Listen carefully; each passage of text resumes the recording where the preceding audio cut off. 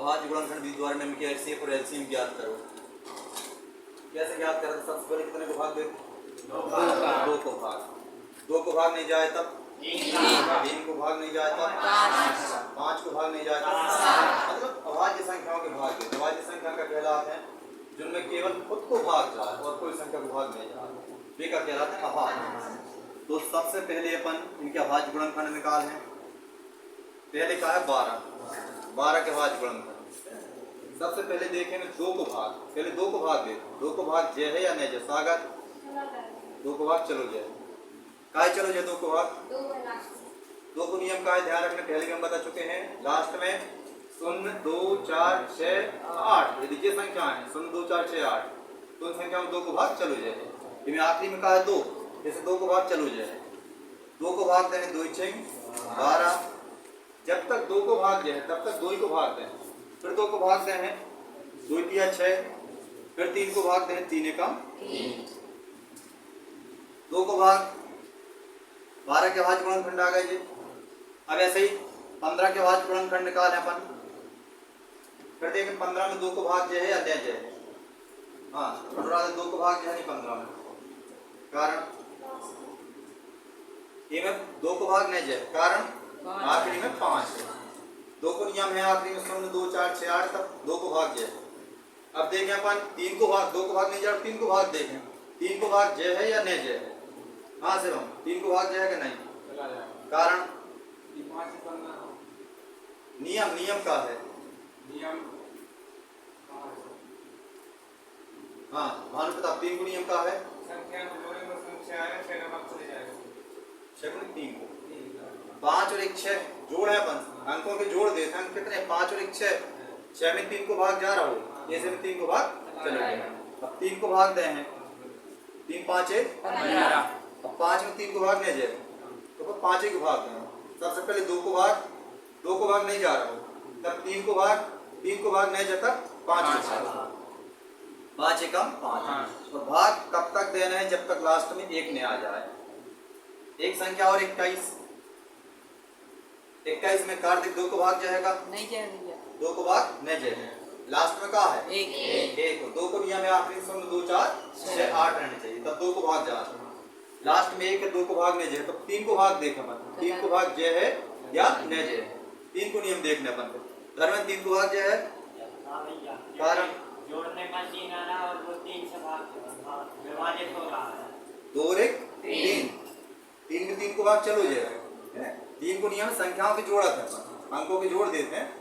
जोड़ में 3 को भाग जा रहा हो पूरी संख्या में 3 को भाग चलो जाए।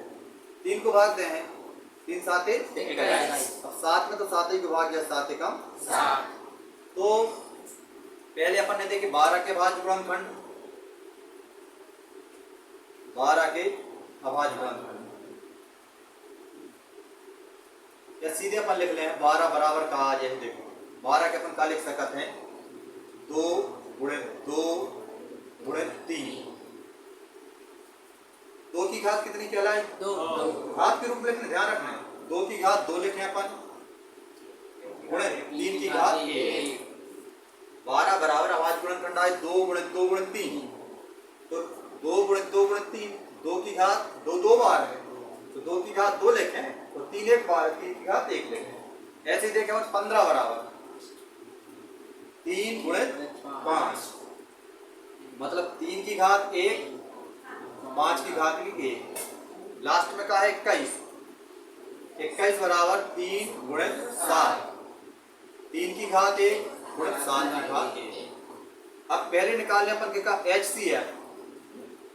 HCF का कहलात है अपन ने देखो तो उभयनिष्ठ अभाज्य गुणनखंड। उभयनिष्ठ अभाज्य गुणनखंड की सबसे छोटी घात उभयनिष्ठ अभाज्य गुणनखंड की सबसे छोटी घात। उभयनिष्ठ मतलब जिन सब में शामिल है। जिन सब में शामिल का है 3 सब में शामिल का है 3 और 3 की सबसे छोटी घात का है 1। HCF का है 3 की घात 1 मतलब 3 आ है HCF। उभयनिष्ठ अभाज्य गुणनखंड की सबसे छोटी घात तो सबसे छोटी घात का है उभयनिष्ठ का है सामने 3 की घात सबसे छोटी है ना। HCF बराबर 3 आ जाए। फिर निकालना पर LCM कैसे निकाल है? LCM खिलाने उभयनिष्ठ नहीं एलसीएम कहलाता है सबसे बड़ी घात, ओवानिस्ट नहीं, सब गुणनखंडों की सबसे बड़ी घात को गुणनफल कर दें।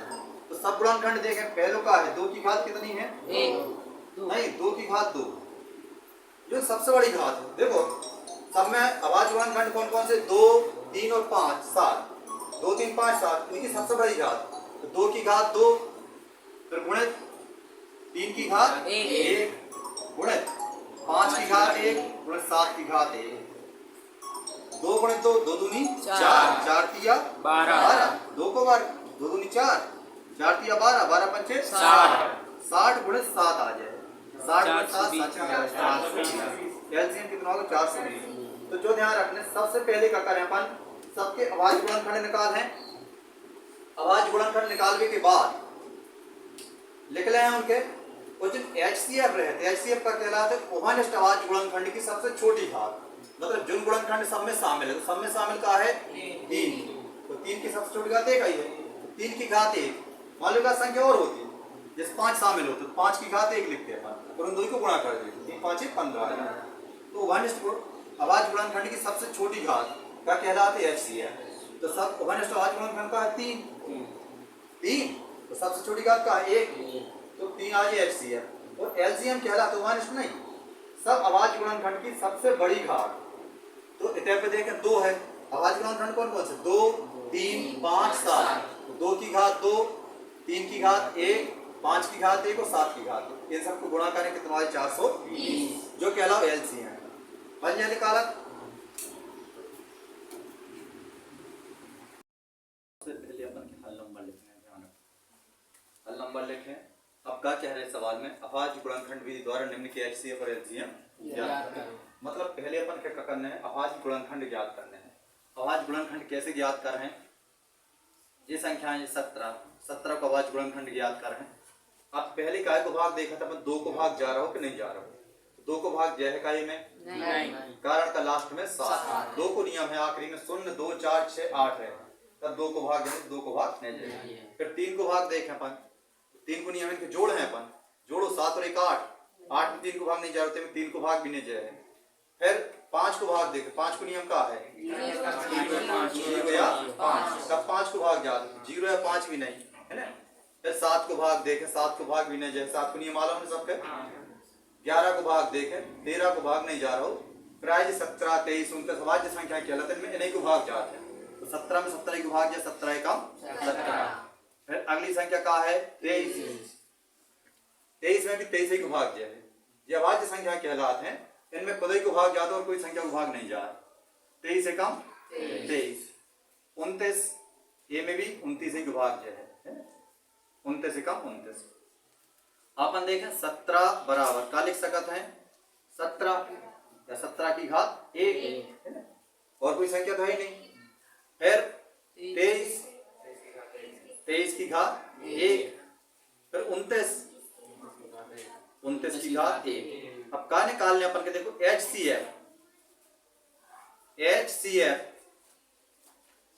HCF का कहलाता है ओवानिस्ट अभाज्य गुणनखंड की सबसे छोटी घात। ओवानिस्ट अभाज्य गुणनखंड की सबसे छोटी घात, यदि ओवानिस्ट अभाज्य गुणनखंड ज्यादा है तो अपन गुणा कर देते हैं अपन। तो ओवानिस्ट अभाज्य गुणनखंड की सबसे छोटी घात देखें अपन, तो इसमें ओवानिस्ट अभाज्य गुणनखंड कोई नहीं, तीन भी देखो कोई तीन भी शामिल नहीं, तो ओवानिस्ट अभाज्य गुणनखंड कोई नहीं। अपन क्या करें कि लाने जब कोई नहीं रहे है ना, कोई ओवानिस्ट अभाज्य गुणनखंड नहीं, तब अपने मन से क्या लिखते हैं 1। कारण का देखो इनके अपन लिख सकते हैं 17 गुणित 1, 23 गुणित 1, 29 गुणित 1 लिख सकते हैं ना। HCF बराबर का आज है 1। ऐसे कोई ओवानिस्ट अभाज्य गुणनखंड नहीं, तो फिर क्या कहलाता है? जब कोई ओवानिस्ट अभाज्य गुणनखंड नहीं रहे तब 1 माना है, इनमें का कहलाओ 1। अब 8 और 25 हल नंबर लिखें, हल नंबर लिखें 8 और 25। पहले क्या करें? अभाज्य गुणनखंड निकालें। 8 के अभाज्य गुणनखंड 2 को भाग दें, 2 चौके 8, 2 को भाग दें पहले 8 में, 2 चौके 8 है ना।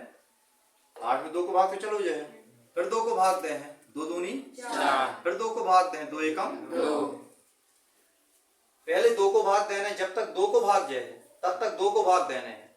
जब 2 को भाग नहीं जा रहा हो तो फिर 3 को भाग देखने, 3 को भाग जा रहा हो कि नहीं जा रहा हो।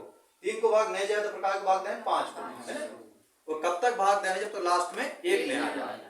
ऐसे ही तय पे अब 9 में 2 को भाग तो जो है काय को भाग जाए 3 तरका 9, फिर 3 एकम 3। जब तक 1 नहीं आ जाता तब तक भाग दें अपन 25 से, है ना। 25 उसी 2 को भाग जाए 25 में नहीं, कारण 2 को नियम का है लास्ट में 0 2 4 6 8 रहे तब 2 को भाग जाए। ये लास्ट में कहा है 5, इसे 2 को भाग नहीं जाए। पर 3 को भाग देखें, 3 को नियम है इनके जोड़ है अपन 5 और 2 7 में 3 को भाग जा रहा होगा, मतलब 3 को भाग भी नहीं जाए। जब 2 को भाग नहीं जा रहा हो, 3 को भाग नहीं जा रहा तो फिर 5 को भाग देखें अपन 5 को भाग जय है या नहीं जय है। 9 7 5 को भाग जय है नहीं, कारण लास्ट में 5 है। 5 को नियम का है लास्ट में 0 या 5 रहना चाहिए, तो आखिरी 5 है, 5 को भाग चलो जय है 25, फिर 5 एकम 5। भाग कब तक देने हैं, जब तक लास्ट में 1 नहीं आ जाए। अब क्या करें अपन 8 बराबर लिखें 2 मिनट एक चीज, इतने अपन HCF निकाल लो ये वाले सवाल में, लेकिन LCM नहीं निकालो। LCM कैसे निकाले वाले सवाल में, LCM का कहलाता है जितने भी उभयनिष्ठ नहीं, जितने भी गुणनखंड हैं उनकी सबसे बड़ी घात को गुणा कर दें कहा जाता है LCM। अब सबसे बड़ी घात तो यही है में, फिर को गुणा कर दें 17 गुणित 23 गुणित 29, कितना है गुणा करके देखो कितना आ रहा हो धर्मेंद्र। ठीक है, गुणा कर लेने जितना भी आ है वो का कहले LCM, इतने तो गुणा कर लेने वो कहले LCM। इतने देखें अपन इस सवाल में 8 के का लिखे अपन, आवाज गुणनखंड का है 8 की 2 गुणित 2 गुणित 2, मतलब 2 की घात 3, 2 3 बार है ना, 2 गुणित 2 गुणित 2 की घात 3 कहलाई। 9 के लिखे बाद 3 गुणित 3 की घात 2 है ना। 25 5 गुणित 5 5 की घात 2। अब पहले का निकाल ले अपन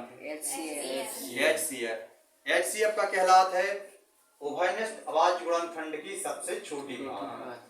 उभयनिष्ठ आवाज गुणनखंड है का कोई में कोई गुणनखंड उभयनिष्ठ नहीं, इतने 2 है 3 है 5 है, उभयनिष्ठ आवाज गुणनखंड कोई नहीं, तो कोई नहीं मतलब 1, मतलब HCF का कहलाओ 1। फिर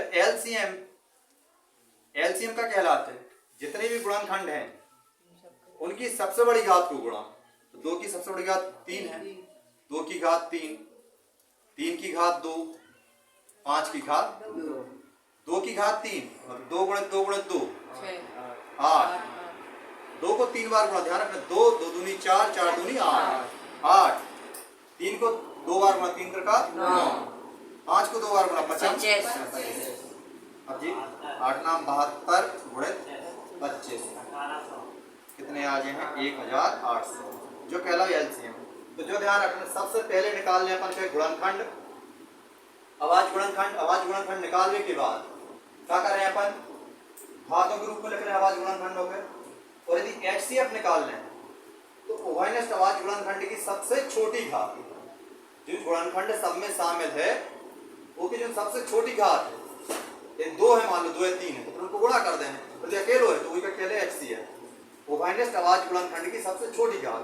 और LCM में जो सबसे बड़ी घात आई है संख्या उनको अपन गुणा कर देना। HCF जो सबसे छोटी घात है उभयनिष्ठ HCF कहलाते हैं, और LCM सबसे बड़ी घातों को गुणा कर दे वो LCM कहते हैं। बन गए हैं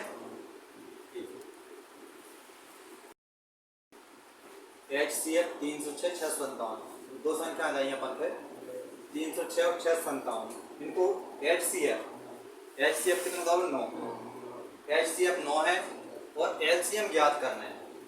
HCF 2 है और LCM ज्ञात करना है। देखो 2 नंबर वाले सवाल आने, ध्यान रखना है, अध्याय 1 से 2 नंबर वाले सवाल आने, ज्यादा बड़े सवाल नहीं आने, छोटे सवाल देखने पर। हल नंबर लिखें, एक सूत्र लाके शायद देखो हुए कि पहली संख्या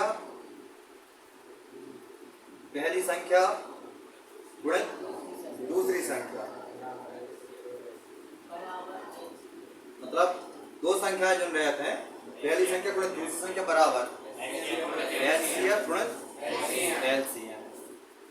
ये दो संख्याओं को अपन एचसीएफ या एलसीएम निकाल रहे हैं, तो सूत्र का होता है पहली संख्या गुणित दूसरी संख्या बराबर एचसीएफ गुणित एलसीएम। अब पहली संख्या कितनी, 306 गुणित दूसरी संख्या कितनी है, 657। एचसीएफ मालूम, एचसीएफ कितना है 9, एचसीएफ के स्थान पर क्या लिखे 9 गुणित एलसीएम नहीं पता। इधर सूत्र लगे अपन, दो संख्याएं दी हैं, कौन कौन सी, 306 और 657। इनको एचसीएफ कितना होगा 9 का निकालने एलसीएम। तो जब दो संख्याएं दी रहे हैं एचसीएफ या एलसीएम, कोई एक चीज दी है और एक चीज निकालने हैं, तो जो सूत्र को उपयोग कराते हैं अपन, पहली संख्या गुणित दूसरी संख्या बराबर एचसीएफ गुणित एलसीएम। अब पहली संख्या 306 गुणित दूसरी संख्या 657, एचसीएफ 9 गुणित एलसीएम। पक्षांतर सबके मालूम हुए, पक्षांतर में क्या होता है, चिन्ह बदल जाता है। जैसे 9 गुणित में है, एक तरफ आके भागे, मतलब 306 गुणित 657 बटे 9 जो आज एलसीएम बराबर। अब 9 को दूनी है तो सबसे बन जाते हुए, तो 9 से काट दो डायरेक्ट, 9 एकम 9, एक काटे तो 9 7 63। समझ नहीं, जैसे अपन आवाज गुणा करने निकाले 9 7 63, 65 में से 63 घटे कितने बचे, 2।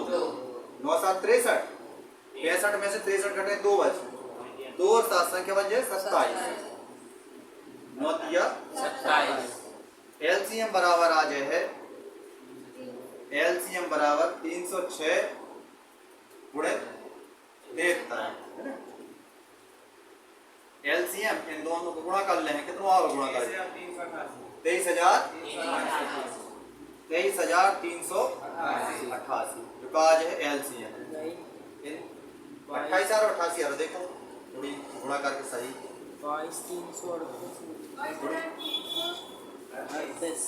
22,338 गुणा सही करने बिल्कुल, 22,338 सही है,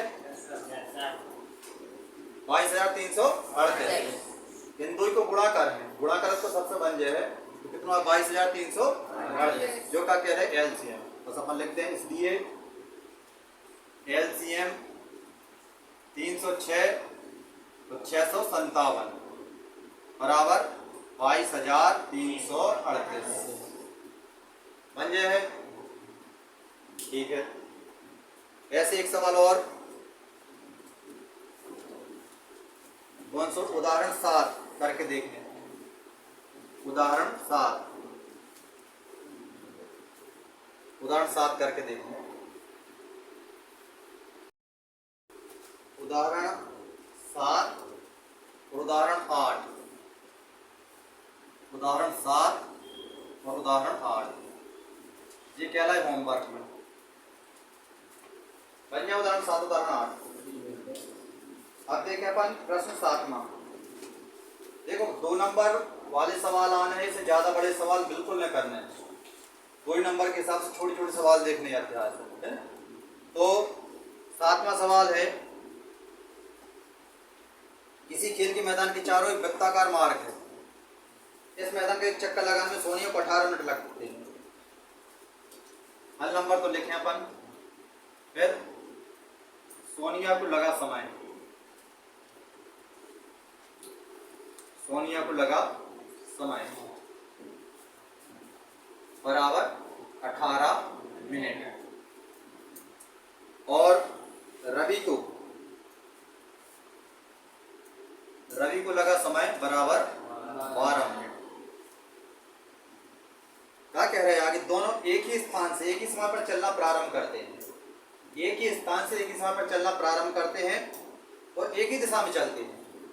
वृत्ताकार मार्ग है, एक समय पे चलो प्रारंभ करते एक ही दिशा में चला, तो अपन की जावत आने कितने समय बाद फिर पुनः प्रारंभिक स्थान पर मिलेंगे।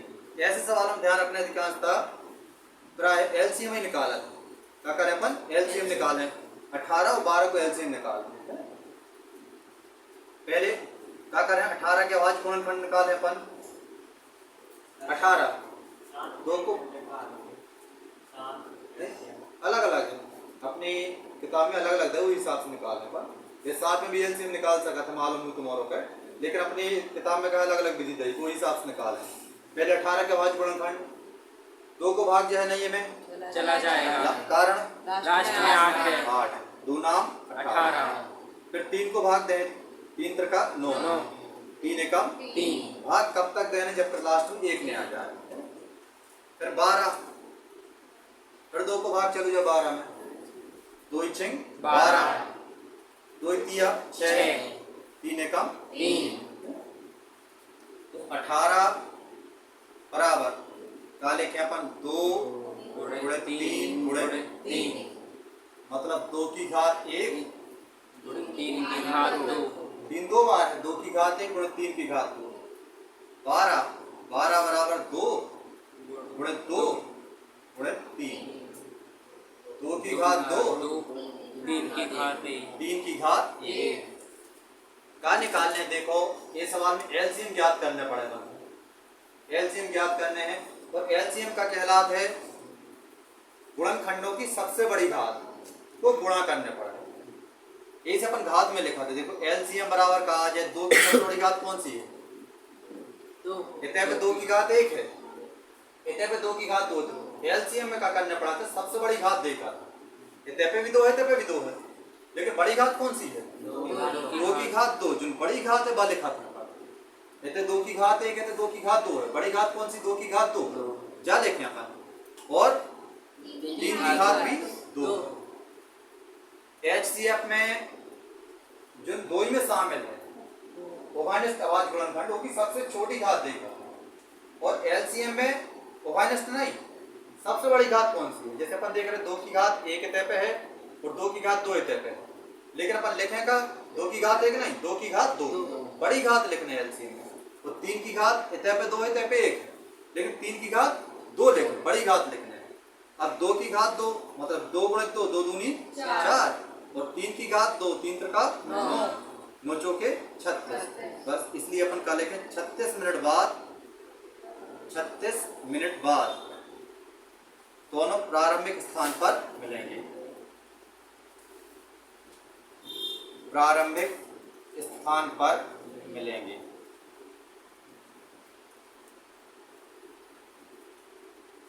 तो क्या करने अपन के एलसीएम में जो ध्यान रखना है, सबसे बड़ी घात उनको गुणा करने हैं, वो एलसीएम आ जाए है, और एचसीएफ में ओवाइनेस्ट जो 2 में शामिल है बात सबसे छोटी घात देखो, तो सबसे छोटी घात में गुणा कर चुका है एचसीएफ। बस ये अपन कितने करने सवाल, अब देख अपन अपरिमेय संख्याओं वाले ये सवाल और देख रहे हो, सिद्ध करो कि 3 2 करनी 5 एक अपरिमेय संख्या है। क्या करें अपन, देखो हल नंबर लिखें, अब देखा कह रहे हैं अपरिमेय संख्या, एक संख्या के लिए नहीं आ सकते करें, वैसे ये भी नहीं आ, निश्चित नहीं आ, लेकिन फिर भी का समझ मान लो आ गई संख्या, तो क्या करें अपन, माना 3 धन 2 करनी 5 बेका कह रहे अपरिमेय संख्या है, अपन का परिमेय मान, माना 3 धन 2 करनी 5 एक परिमेय संख्या है, एक परिमेय संख्या है, तथा बेका कह रहा है अपरिमेय संख्या, अपन का मान रहे परिमेय संख्या, माना 3 धन 2 करनी 5 एक परिमेय संख्या है, और 3 धन 2 करनी 5 बराबर का लिखें a बटे बस परिमेय संख्या का कहलाता बटी वाली संख्या, जो बटी वाली संख्या भी सबका कहलाता परिमेय संख्या, 3 बटे 5 7 बटे 11 बटी वाली संख्या तो जाना था ना, ये 7 बटे 11 ये जो का कहलाता, नीचे वाली संख्या बटी वाली संख्या जो ये सबका कहलाता परिमेय संख्या। तो अपन एक का मान उन्हें कहीं सिद्ध करो परिमेय संख्या, अपन उल्टे चल, ये कह रहे क्या कह रहे अपरिमेय, क्या नहीं परिमेय है, क्या कहा है परिमेय संख्या बराबर में a बटे b, जहां a तथा b सहभाज्य पूर्णांक है, सहभाज्य पूर्णांक, सहभाज्य पूर्णांक a और b सह अभाज्य पूर्णांक हैं, जो तो लिखा ही अपन पहले लिख लें कि यह एक परिमेय संख्या है तथा जिन संख्या देव के बराबर है बी बी, जहाँ ए तथा बी सहभाज्य पूर्णांक, सहअभाज्य पूर्णांक। नीलम का कहलाता है सहअभाज्य। नीलम कौन का नाम बोलो, सहअभाज्य का कहलाता है, नहीं पता? कौन का पता सहअभाज्य पूर्णांक? बोलो अमी। जिसमें उन्हीं का भाग बढ़ जाए और कोई संख्या का भाग बढ़ जाए। जाने दो जिन्होंने बन रहा है जीवन पहले कर चुके हैं, ऐसे आप बता रहे हैं। सहअभाज्य का अर्थ होता है जिनमें और कोई संख्या को भाग नहीं जाए। ऐसी कोई संख्या नहीं जिनको दो ही भाग चल जाए। ऐसी कोई संख्या ना तो खुद को नहीं, कोई संख्या को दो ही भाग नहीं चाहिए। मतलब ऐसी कोई संख्या नहीं एक ही संख्या को दो ही भाग। जैसे मालूम देखें 10/15 तो ये 5 को भाग भी चले जाते हैं, 5 को भाग चले जाते हैं। तो जैसे सहअभाज्य नो सहअभाज्य मतलब कहना चाहिए HCF एक आर, जिनको HCF का रहे एक रहे एक कचू से नहीं कटेंगे, एक ही से भाग काटेंगे, वे का कहलाता है सहअभाज्य। तो अपन मान रहे हैं कि ए और बी सहअभाज्य पूर्णांक। अब क्या कर रहे हैं इन सवालों में ध्यान रखना है, केवल करनी वाली संख्या से बचन, वहां की संख्या उतरफ ले जाए। जैसे पहले 3 को उतरफ ले जाए तो 2 करनी 5 बराबर ए बटे बी धन करनी 3 की तरफ आके ऋण करनी ऋण 3 आ जाए, फिर करनी 5 इतना ही पर रहने दो, 2 क्या भी उतरफ ले जाए ए बटे 2 बी 2 इतने पे बटे में इतने पे भी बटे ध्यान रखो ऋण 3 बटे इतने केवल का करने अपन की करनी वाली संख्या पर रखने, बाकी संख्या सब उतरफ ले जाए। अब क्या लिखें, जबकि ए और बी सहअभाज्य पूर्णांक है, सहअभाज्य पूर्णांक है। अतः जब पूरी संख्या का लिखते हैं एक परिमेय संख्या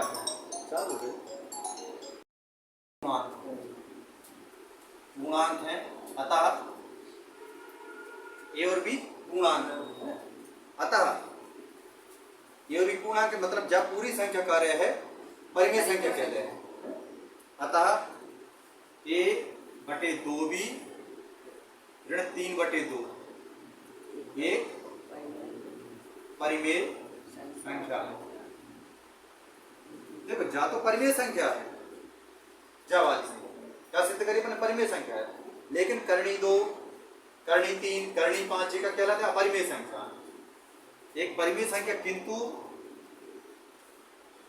करनी 5 एक अपरिमेय संख्या, अपरिमेय संख्या करनी 5 का है अपरिमेय संख्या। जा का सिद्ध होगा कि जब परिमेय संख्या है, लेकिन ऐसा हो नहीं सके एक परिमेय और एक अपरिमेय दो बराबर हो जाए। जा अपरिमेय और जा परिमेय दो अलग अलग है, एक अपरिमेय संख्या है। अतः हमारी कल्पना गलत है कि 3 धन 2 करनी 5 का मानो तो एक परिमेय संख्या, 3 धन 2 करनी 5 एक परिमेय संख्या है। अतः अपनी कल्पना गलत हो गई, अपन ने कहा मान रहा हो कि 3 धन 2 करनी 5 एक परिमेय संख्या है, लेकिन क्या सिद्ध होगा एक परिमेय और एक अपरिमेय दो अलग अलग होगी, तो अपनी कल्पना गलत है। तब 3 धन 2 करनी 5 एक अपरिमेय संख्या होगी, अपरिमेय संख्या। तो क्या कर रहे हैं अपन देखो, वैसे 2 नंबर में जो सवाल नहीं आया, 2 नंबर में 1.2 से आ जाए, 1.2 की जो सवाल है HCF LCM वाले और मैं से 2 नंबर में सवाल आ जाए, लेकिन फिर भी विकास सवाल जो करके देख लेने। वे बोले 3 धन 2 करनी 5 का परिमेय संख्या है, अपन का बोल है परिमेय संख्या है, परिमेय संख्या बोल और प्रो के बराबर में क्या लिखें a बटे b, जहाँ a तथा b सहअभाज्य पूर्णांक है। फिर इतने पे केवल करनी वाली संख्या है, दुबा की संख्या उतरफ ले जाए, तो धन 3 उतरफ जाए ऋण 3, फिर 2 गुणित में कहलाओ एक भी उतरफ ले जाए, तो 2 बटे में जो है इतना केवल कावच करनी 5।